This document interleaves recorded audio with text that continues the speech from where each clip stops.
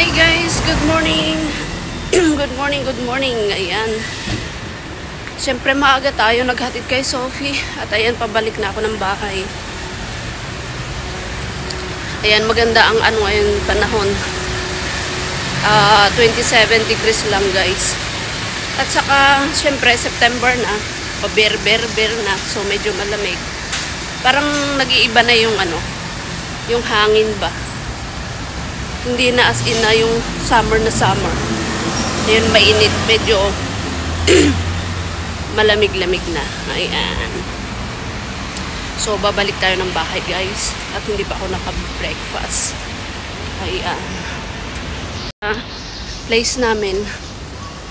So, ayan, update lang natin si Lolo. Baka kasi nakalimutan na tayo sa YouTube. Kaya hindi na tayo nagsasahod. Ayan, wala pa akong sahod sa YouTube, guys. Ilang buwan na.